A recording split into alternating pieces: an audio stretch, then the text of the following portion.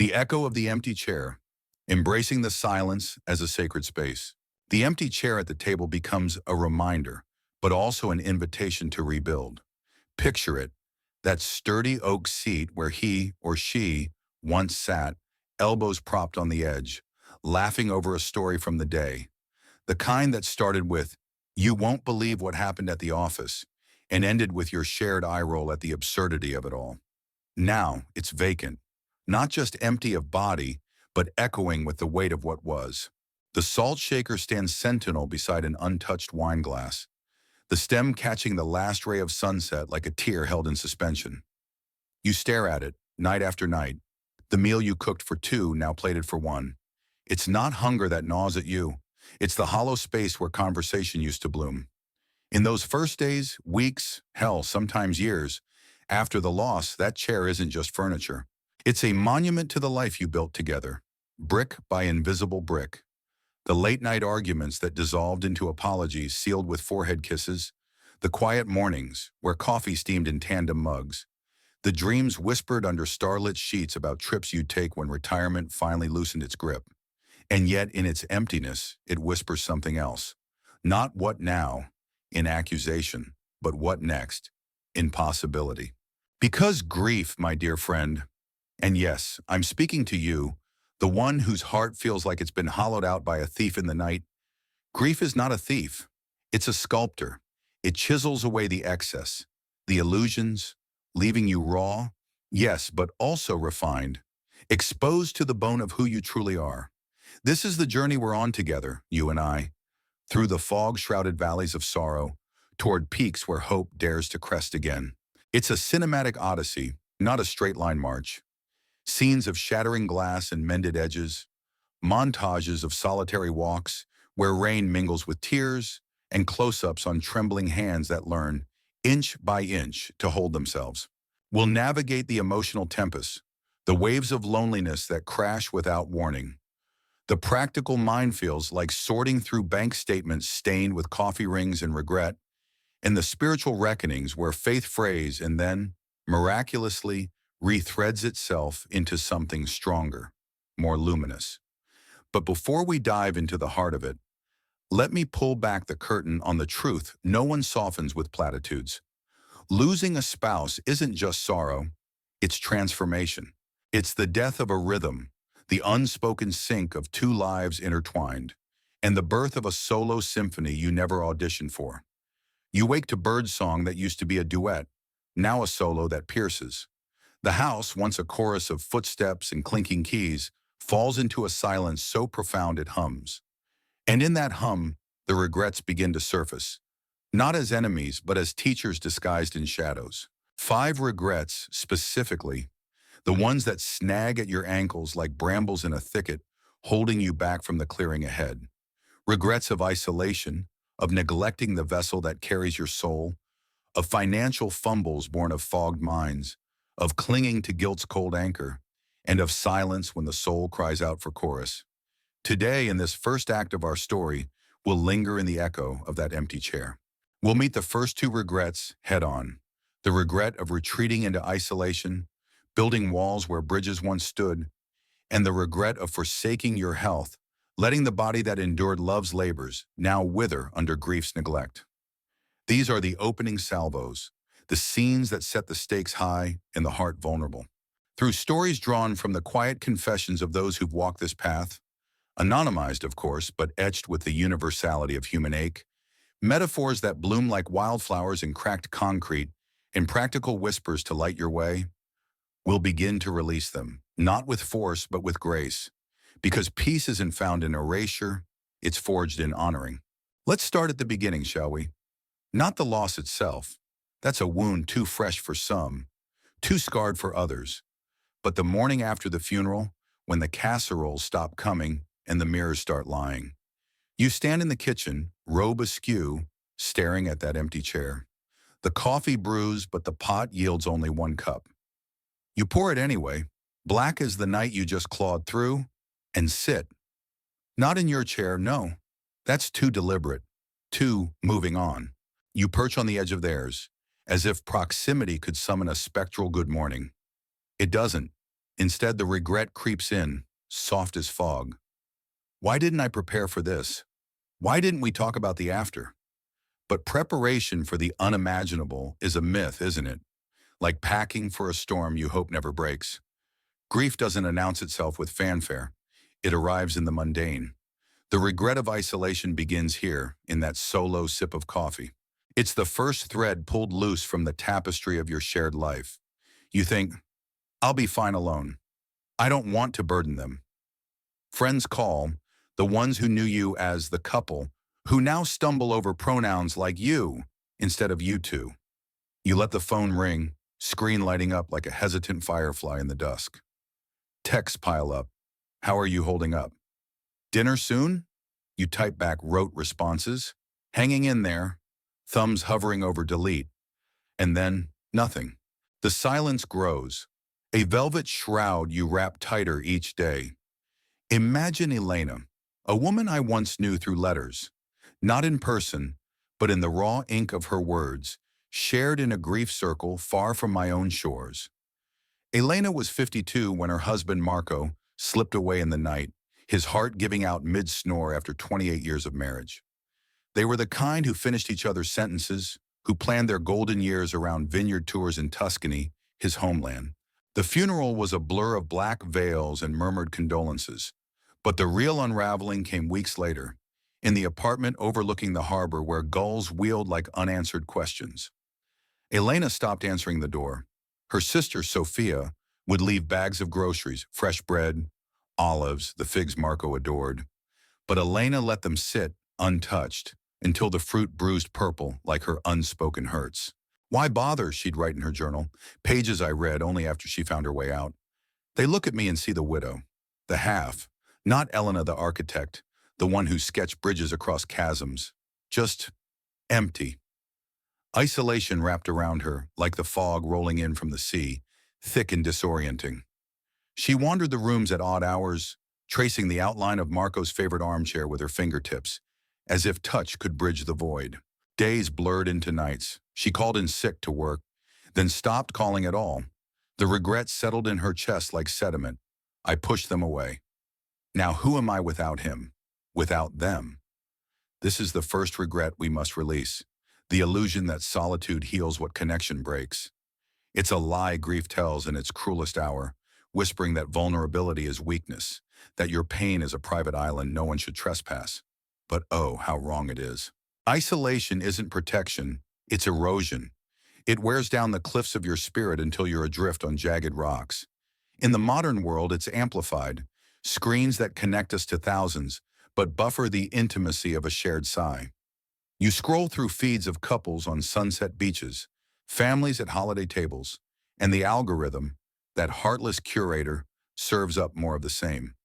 Sponsored, rekindle your spark, it mocks, while your thumb hovers over block. Yet here's the empowerment hidden in the ache. You're not half. You are whole, reshaped.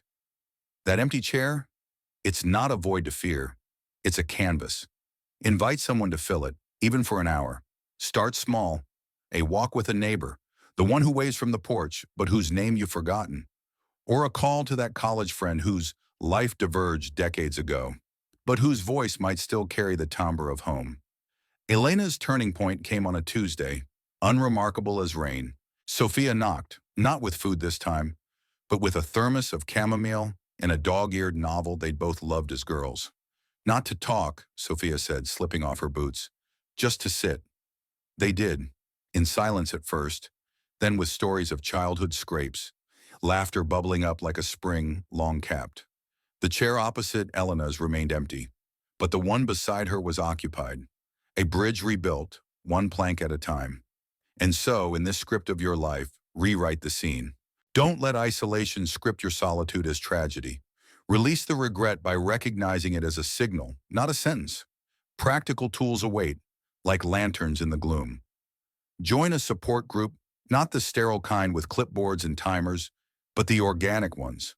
Online forums where widows and widowers trade memes about forgetting to buy milk for one, or local gatherings in community centers, scented with brewed tea and tentative hope. Apps like Widow's Web or Grief in Common curate spaces where anonymity shields until you're ready to unmask. Journal it out.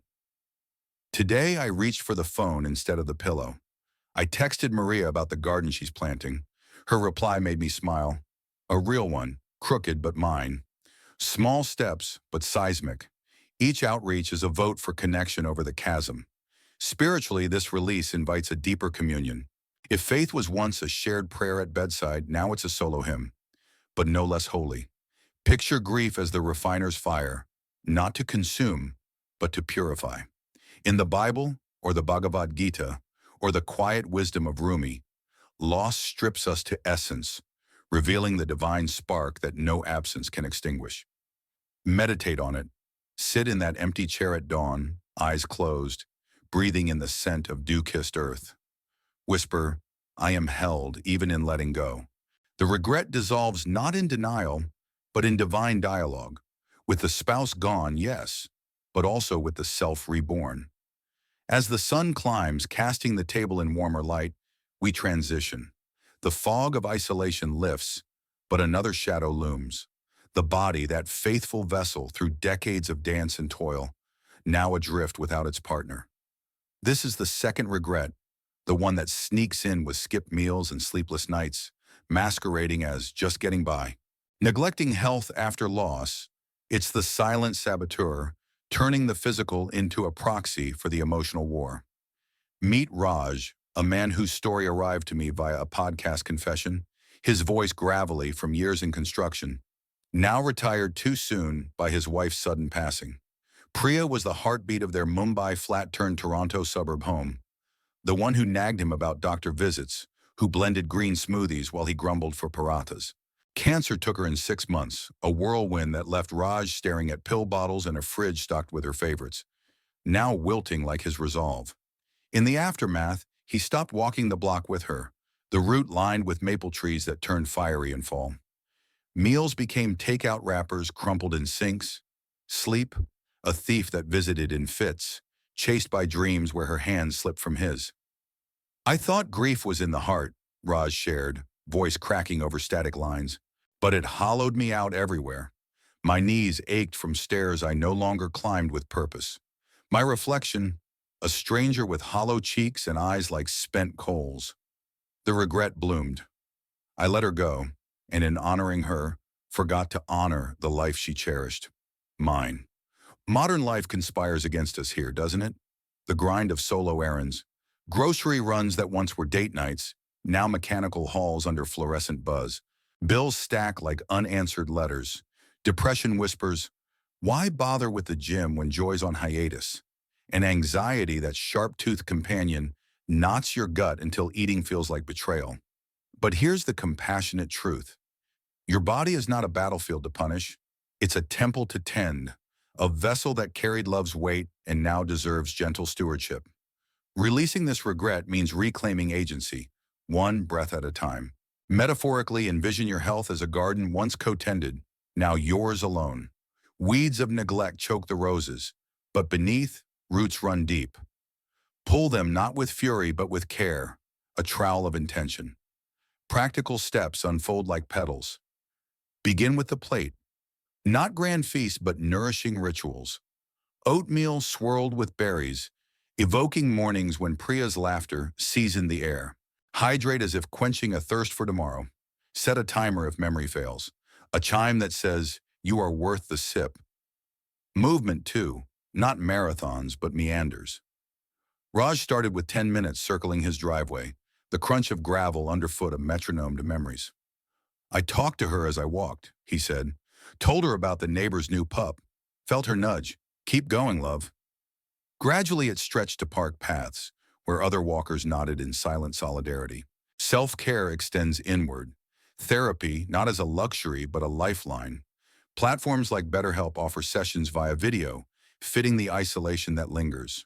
Journal prompts to unearth the why. What did my body give to our love? What does it ask now? Sleep hygiene, that unglamorous guardian. Blackout curtains, a weighted blanket mimicking an embrace. Herbal teas steeping like spells for rest. And for the spiritual layer, view health as sacred stewardship. In yoga's gentle folds or Tai Chi's flowing forms, Find the thread connecting body to soul, lost to legacy. My body was her home, Raj reflected. Tending it honors her temple in me. As these practices weave in, the regret fades, replaced by resilience's quiet bloom. The empty chair. Now it's where you sit to savor a meal mindfully, body fueled, spirit stirred. Isolation's grip loosens. Health's neglect yields to nurture. We've released two regrets, but the journey presses on. Financial fogs and guilt's ghosts await in parts yet to unfold. Yet pause here in this interlude. Feel the shift? The chair, once a specter, now cradles you. The table, scarred by years of feasts and fights, gleams with potential. You're not just surviving, you're scripting a sequel where hope steals the spotlight. Lean in, listener. The fog parts. Light beckons. In this sacred silence, release what binds. You've begun. The path winds, but you're not alone. Onward, with grace. The ledger of loss, releasing the weight of financial missteps and emotional guilt. The desk, once a shared battlefield of budgets and dreams, now feels like a labyrinth. You sit before it, staring at numbers that blur into accusations, balances dwindling, decisions deferred, regrets piling like unpaid invoices. The chair across from you, empty now, where your spouse once leaned over, calculator in hand, teasing about your tendency to splurge on coffee shop lattes, holds no answers. It's not just the absence of their voice that stings. It's the weight of choices you must now make alone. Grief, that relentless sculptor, doesn't just reshape your heart. It carves into the practical, the mundane, the dollars and cents that tether you to the world.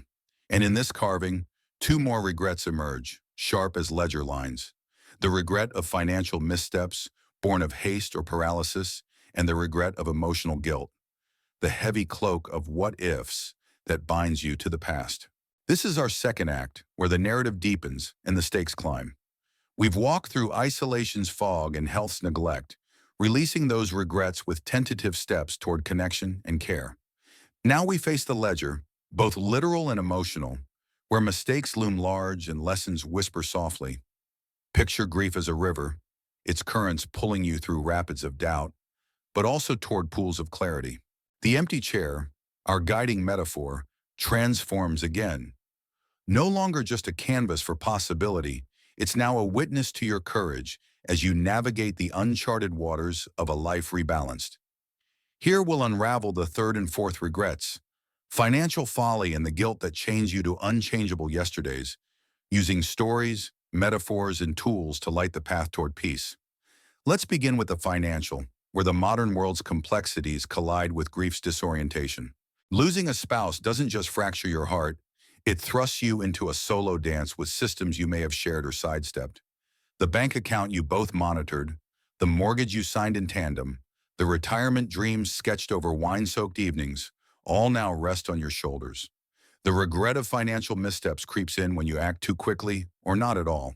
You might sell the family home to flee its memories, only to find the markets turned, leaving you with less than you hoped and a new apartment echoing with unfamiliar creaks. Or you freeze, letting bills pile like leaves in an untended yard, late fees compounding like interest on your sorrow. Consider James, a man whose story I heard through a community center's grief workshop, his words halting but honest. At 60, he lost his wife Lila to a stroke that struck during a quiet Sunday crossword session. Their Toronto condo, once a haven of jazz records and shared gardening projects, became a museum of her absence. James, a retired teacher unaccustomed to managing their finances, Lila had been the spreadsheet wizard, faced a deluge of paperwork. In his fog, he made a snap decision. He sold their second car, a vintage Mustang Lila adored, thinking it would ease the strain of insurance costs. The buyer, sensing his desperation, lowballed him. The money vanished into overdue credit card payments, leaving James with a lighter wallet and a heavier heart. "I sold her joy," he confessed, voice cracking. "I didn't even ask if we needed the cash." This regret is universal, amplified by a world where financial literacy feels like a foreign language, and grief clouds your fluency. The modern landscape doesn't help. Apps ping with budget alerts, but their algorithms don't account for the paralysis of loss. Social media flaunts influencers touting financial freedom, while you're Googling probate lawyer near me at 2 a.m., unsure if you're even asking the right questions. Anxiety spikes. What if the kid's college fund shrinks? What if the house you can't bear to leave becomes a money pit? Regret settles in when you realize you didn't plan for this, didn't ask the hard questions when your spouse was there to answer them together. Yet here's the empowerment. Financial missteps are not your epitaph. They're plot twists, not the story's end. Release this regret by seeing it as a signal to pause, not plunge. Picture your finances as a garden, much like your health in part one you and your spouse tended together, now yours to prune. Hasty cuts can uproot what's meant to bloom. Neglect lets weeds choke the roots. The key is deliberate care, guided by clarity, not panic. Practical tools anchor you here. First, breathe, literally. Before opening another bill, inhale for 4 counts, exhale for 6. It steadies the pulse that races when numbers loom. Next, inventory. Gather all financial documents, bank statements, insurance policies, wills, into one folder, physical or digital. No judgment, just collection. James did this with a friend's help, spreading papers across his dining table, the empty chair watching like a patient mentor. It was chaos, he said, but seeing it laid out made it less a monster. Seek counsel, not as a surrender, but as a strategy. Financial advisors who specialize in life transitions, find them through referrals or platforms like the CFP Board's website, can translate jargon into steps. Delay major moves. Experts suggest waiting 6 months to a year before selling homes or liquidating assets, letting grief's fog lift. For James, this meant keeping the condo, its balcony pot still sprouting Lila's herbs, until he could think without tears blurring the math. Budget apps like YNAB or Mint can track expenses without judgment, turning numbers into allies. And small rituals ground you. James set Lila's favorite teacup beside him while reviewing bills, a nod to her practicality guiding him still. Spiritually, this release is a reckoning with stewardship. Money isn't just currency, it's a vessel of your shared legacy. In tending it, you honor the life you built, the sacrifices made, the dreams deferred or fulfilled. Meditate on abundance, not lack. I have enough to navigate today and wisdom to grow tomorrow. The chair, once a ledger of loss, becomes a seat of strategy where you reclaim agency over your future. Now let's turn to the fourth regret, heavier still, the guilt that binds you to the past. This is the emotional undertow, the voice that whispers, if only I'd said more, done more, loved better. It's the replayed moments, arguments left unresolved, apologies unspoken, plans unfulfilled. Guilt is grief's shadow, casting long doubts across your days. Did you miss the signs of their illness? Did you spend too many evenings on work instead of walks? The modern world amplifies this too. Social media memories resurface photos of anniversaries you now question, was I enough? While self-help gurus preach closure as if it's a checkbox you failed to tick. Meet Aisha, whose story unfolded in a blog post shared anonymously in a widow's forum. Her partner Samir died in a car accident at 38, leaving her with 2 young children and a house half renovated in Seattle's rainy suburbs. They'd argued the night before, over paint swatches of all things, for a nursery they'd never finish. I told him he never listened, Aisha wrote. Then he was gone, and I'd give anything to take it back. Guilt consumed her. For the fight, for not insisting he take a different route, for every moment she prioritized laundry over lingering kisses. She stopped sleeping, replaying their last words in the dark, her kids' questions. Why's mommy sad? Cutting deeper than her own. This regret is a universal ache, a human instinct to rewrite history when loss cracks it open. Psychologically, guilt serves a purpose. It's your mind's attempt to regain control, to believe you could have altered fate, but it traps you, chaining you to a past that can't be changed. Anxiety fuels it. What if the kids resent me? What if I forget his voice? And depression burrows deeper, turning every memory into a minefield. The modern world, with its endless connectivity, makes it worse. A friend's post about a perfect marriage feels like a judgment, a reminder of your perceived failings. Releasing this regret requires a gentle confrontation. Picture guilt as a heavy coat, worn through storms but now too warm for the season. Shedding it doesn't mean forgetting. It means freeing yourself to walk unburdened. Aisha found her way through a ritual. She wrote letters to Samir, one for every if only. "I'm sorry for the fight," she penned. "I'm sorry I didn't say I love you that morning." She burned them in their backyard, the smoke curling upward like prayers released. "It felt like letting him hold me again," she shared, "without the weight of my mistakes." Practical tools ease this release. Journaling, again, is a sanctuary. Write the unsaid, the undone, and let the page hold it. "Dear love, I forgive myself for being human," Aisha began, and the words unlocked tears that cleansed. Therapy, online or in person, offers a guide through guilt's maze. CBT techniques reframe "I failed" into "I loved imperfectly, and that was enough." Support groups like those on Meetup or Reddit's ERR Widowers share stories of others who've carried the same weight and set it down. Aisha joined one, hearing a man confess, "I blamed myself for her cancer. Then I realized guilt was stealing my kid's dad." It was a mirror reflecting her own path to release. Spiritually, guilt's release is an act of grace. Whether your faith is in a deity, the universe, or the enduring power of love, see guilt as a teacher, not a jailer. In the Quran, Aisha found solace. No soul bears the burden of another. She meditated on this, whispering, "I carried you as far as I could, Samir. Now I carry us forward." The empty chair became her altar, where she placed a photo of them laughing, a reminder that love's light outshines regret's shadow. Modern challenges complicate this release. Social media's curated perfection mocks your raw grief. Unfollow, mute, or curate your feed to protect your peace. Financial stress, already a regret, intertwines with guilt.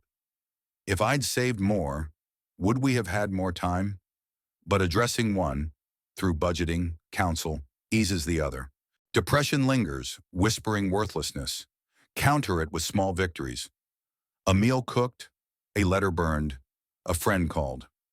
As we close this act, the desk's clutter begins to clear. The chair, once a silent judge, now holds space for your growth. James, learning from his car sale, sought a financial planner who helped him stabilize, even planting a small investment in Lila's name, a scholarship for music students, her passion preserved. Aisha, shedding guilt, began reading bedtime stories to her kids in Samir's voice, their giggles a bridge to joy. The ledger, both financial and emotional, balances not with perfection, but with intention. You're not erasing the past, you're editing the story forward. Two more regrets released, financial missteps and guilt's grip, leaving room for the final act. The chair waits, not empty, but expectant. Step toward it. The unspoken symphony, releasing the silence of unexpressed grief. The record player hums with potential, its silence louder than any song. You stand before it, fingers tracing the grooves of a vinyl your spouse loved. Maybe jazz with its wild improvisations, or a folk tune that carried you both back to a summer road trip, windows down, laughter weaving through the wind. Now the needle hesitates, unplayed, because pressing it down feels like summoning a ghost. Not just their ghost, but yours. The you who sang off key, who danced in socks across this very floor, who spoke love freely. Grief has muted that voice, locked it behind a wall of unspoken sorrow. And in that silence grows the fifth regret, the regret of unexpressed grief, of holding the pain so tightly it becomes a cage, keeping you from the symphony of healing. This is our final act, the crescendo of our journey through the 5 regrets that tether you to loss's shadow. In part 1, we sat with the empty chair, releasing isolation and health's neglect, embracing grief as transformation. In part 2, we cleared the cluttered desk, letting go of financial missteps and emotional guilt, balancing the ledger of love and life. Now we face the unspoken, the words and tears you've swallowed, the stories you've left untold. This regret is the quietest but the heaviest, a melody stifled, a lighthouse unlit. Through stories, metaphors, and tools, we'll release it, transforming silence into a song of resilience and renewal. The empty chair, our constant companion, becomes not just a witness, but a stage, where your voice, raw, real, reborn, takes center. Picture grief as a symphony, one you didn't choose to conduct but must now lead. Its movements are unpredictable. A swelling of sorrow, a staccato of anger, a lento of longing. Yet the notes you withhold, the ones you fear will crack your voice or flood the room, form the regret that binds you. Unexpressed grief isn't just tears unshed. It's the stories you don't tell, the anger you bury, the love you hoard in silence. It's the journal unopened, the friend uncalled, the therapist's number dialed but never connected. In the modern world, this silence is amplified by a culture that rushes past pain, urging closure like a deadline, while social media parades joy, leaving your quiet ache feeling like a secret shame. Meet Sarah, whose story reached me through a podcast interview, her voice steady but threaded with the ache of memory. At 45, she lost her wife Claire to leukemia after a 2-year battle that filled their Chicago loft with hospital bills and whispered hopes. Claire was the talker, the one who'd narrate their day over bowls of ramen, turning mundane moments into poetry. After her death, Sarah stopped talking, not just about Claire, but about herself. "I didn't want to burden anyone," she said. "I thought grief was mine to carry alone." She'd sit by their record player, Claire's collection of Billie Holiday albums gathering dust, unable to play them. The silence grew, a wall between her and the world. Friends noticed her absence at book club. Her sister's texts went unanswered. "I felt like if I spoke her name I'd break," Sarah admitted, "but keeping quiet broke me more." This regret is universal, a human instinct to protect the raw wound of loss by sealing it shut. Psychologically, it's a defense mechanism. Silence feels safer than the vulnerability of expression, but it festers, feeding depression's roots. Loneliness deepens when you mute your story. Anxiety spikes as unsaid words pile like stones in your chest. The modern world compounds this.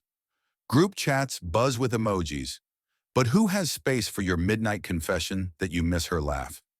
Social media's highlight reels, weddings, promotions, beach vacations, mock your muted heart, while self-help blogs preach moving on as if grief has an expiration date.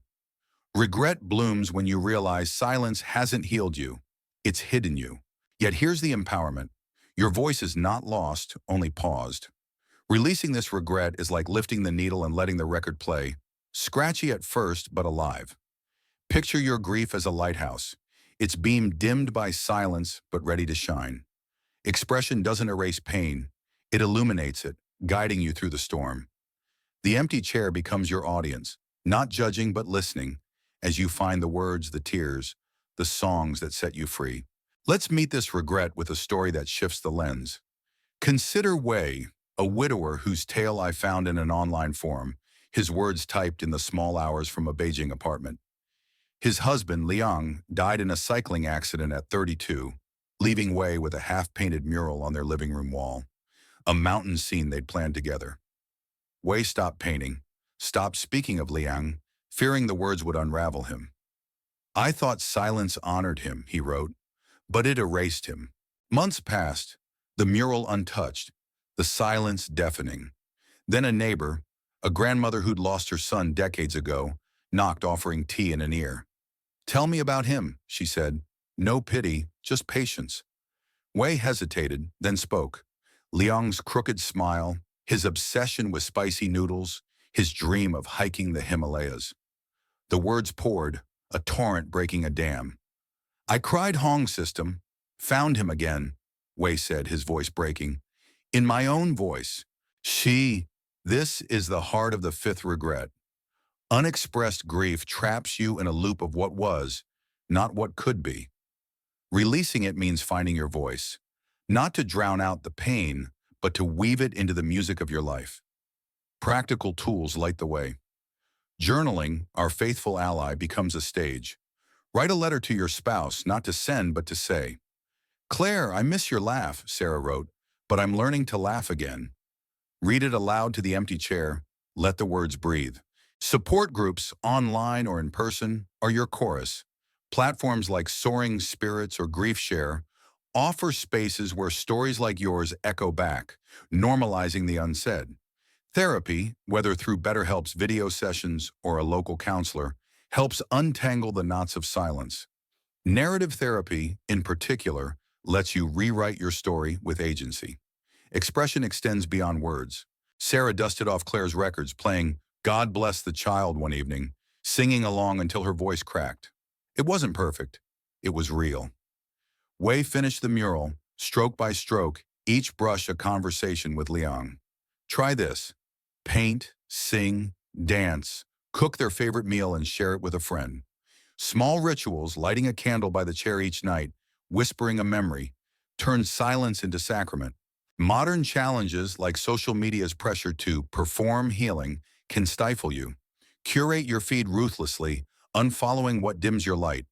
Depression may mute you, counter it with tiny acts of voice, a text, a poem, a shout into the void. Spiritually, expression is communion. Whether you pray to a deity, the stars, or the memory of love, speaking your grief is an offering. In Buddhism, Wei found the concept of impermanence. Liang's love is eternal, but my silence isn't.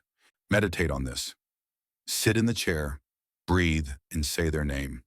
Claire, you are here, in my voice. The lighthouse beams brighter.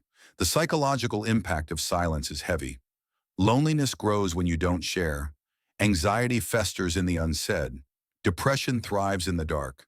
But expression, however halting, dissolves these.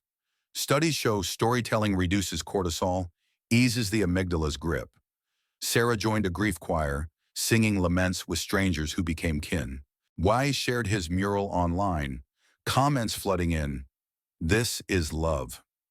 The regret of silence lifts when you let the world hear. Modern challenges persist. The internet's noise drowns your whisper. Work demands silence your pain.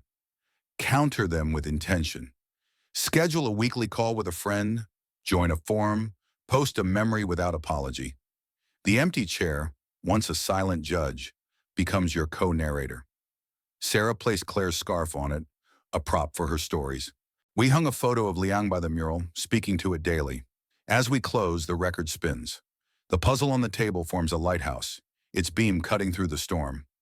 You've released all 5 regrets: isolation, health neglect, financial missteps, guilt, and silence. Each a note in your symphony. The chair is no longer empty. It holds your resilience, your voice, your love reborn. This is not closure, but renewal. Grief is the price of love. Expression is its legacy. Speak your grief, sing it, write it, paint it. The lighthouse shines not to erase the storm, but to guide you home. You are the symphony and the world is listening.